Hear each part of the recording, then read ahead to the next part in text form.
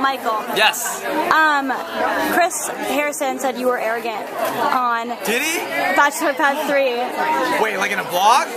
Yeah, like in an interview or a blog or something. Damn it, Chris. So what's up with that? Because you don't come across as arrogant. But maybe no. you are, I don't know. But maybe you are. To be totally honest, I mean, obviously I think he's referring to the Rachel fiasco, yeah? Maybe, I don't know. I hope so. I don't know how else he would say Were that. you arrogant It's during not that your time? friends. No. He said it cocky because it was the second time. Oh. Well, that's... So were you cocky, like, that you were going to win and then you didn't win? I had no... there was no way I was going to win the second time, and I knew that going in. Let me say this. The way that the game ended up playing out on Bachelor Pad 3 was literally, you know, everyone was kind of like, why are you back for a second time, you know? Yeah. And I totally got that, and I had no illusions about winning again. So the way that my alliance kind of came together, and I don't mean like I was controlling things. I saw an alliance come together and then kind of join that alliance. I just wanted to get those people to the end, so I was just kind of the coach. I don't think that makes you seem cocky at all. It was just from an experience standpoint. I literally just knew the game. Yeah. Literally half the people there, I bet people don't know this, half the people there never watched Bachelor Pad Season 1 or 2, so they were literally like, hey, how do you play? Like, what happens at eliminations? What are the challenges like?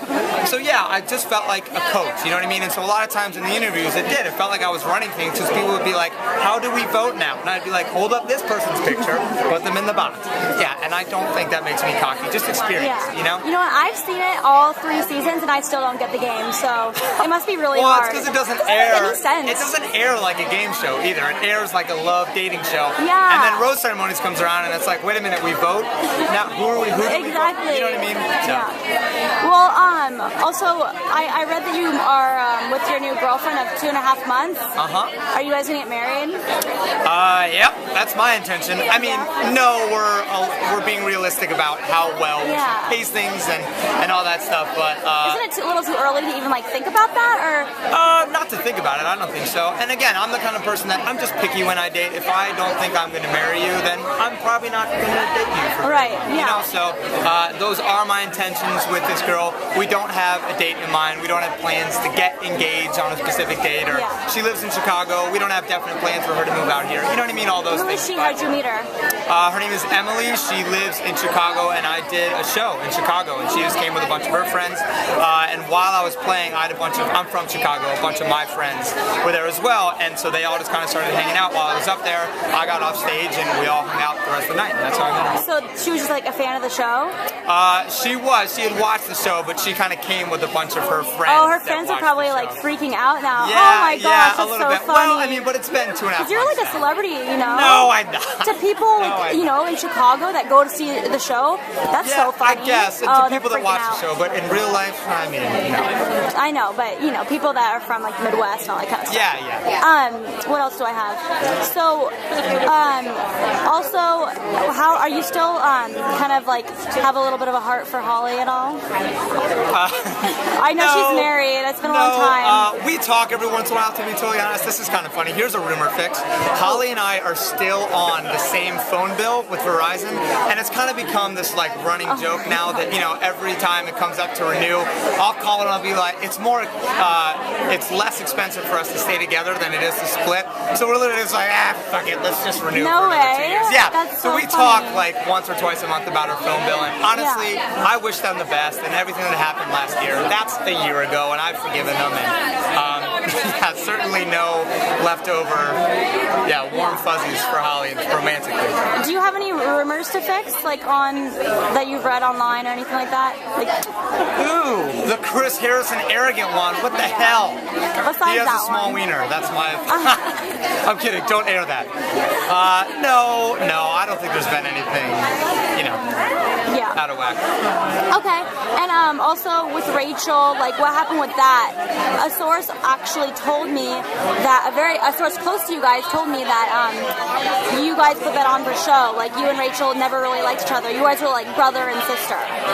Oh no, not at all. You really did like each other? Yeah, for sure. I had met Rachel before we did the show, and there wasn't really warm fuzzies there, but I was also with all the girls from Ben's season, so I just didn't really get to talk to her.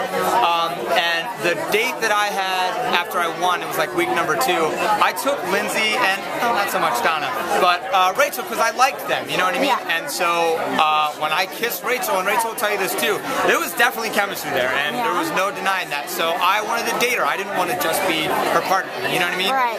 And after, I don't know, day number 9 of shooting, I knew probably that it wasn't going to be anything afterwards, but it doesn't mean, you know, it's Pat's Pat. It doesn't mean I didn't want to kiss her and not just be her partner. So, yeah, I regretted that she was falling in love and I didn't tell her that I wasn't. And, you know, she didn't tell me that she was falling. It's just miscommunication. Yeah. Time, Are you guys cool now? Yeah, oh yeah, absolutely. You guys still talk and everything? Yeah, I mean, not regularly, but yeah, we'll talk once a week or tweet at each other, stuff like that, or shoot each other texts, but things are totally cordial and fine, and yeah, I wish her well. How does your current girlfriend feel about it if you talk to Rachel? Oh, I have the coolest girlfriend in the world, so she totally gets it. And again, even more to her credit, obviously all of this stuff happened. It filmed back in June, and you know, it's been airing every Monday, and I was honest and upfront with my new girlfriend Emily about everything. Yeah. But it's still, every Monday it kind of resurfaces, you know what I mean? And Emily's just been unbelievably cool about, compartmentalizing it and knowing that it's something that happened in the past, and that, it's just, it is what it is, you know? Okay. And also, have you ever met Jeff and Emily? I have, yeah. Are you friends with them? I couldn't say friends. I'm acquaintances. I met Emily a handful of times.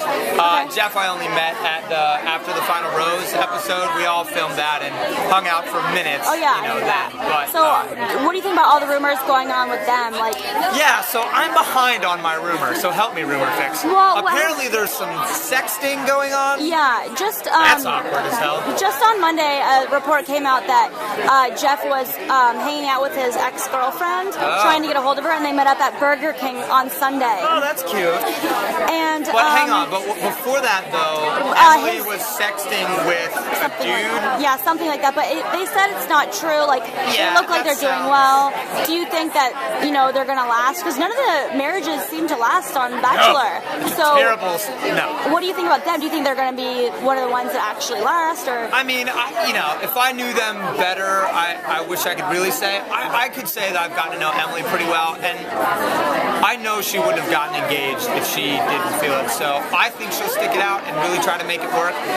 And come on, Jeff seems like a really good guy. Yeah. Do I actually think he met up with an ex-girlfriend at Burger King? No. I think that's a rumor. I think they're going to do well, honestly. Okay. Wilson, you said that you don't think Emily would get engaged to a guy she didn't think she would be with. So did she make a mistake then with Brad? Good question. I don't want to rag on Brad, but I've heard that there's a little bit of his kind of line has been, have you poked the bear yet? You know what I mean? And I think Brad's kind of got a temper that didn't come out on either of his seasons, and once real life kind of hits and some press and I don't know, whatever you want to call it, once real life hits, I think that Brad was probably a little bit of a different guy than Emily thought she was getting engaged to. And that's kind of the curse of the show. I think you have none of the distractions of real life, right? You're in your own little bubble, you're having sunset dinners, helicopter rides everywhere. It's pretty easy to fall in love in that equation. You get outside of that and there's bills and kids running around and car accidents, I guess, is an example. You know what I mean? Real life. And you kind of get to see someone's true colors. So paparazzi following you and all that kind of stuff. Yeah, I think that stuff gets hard.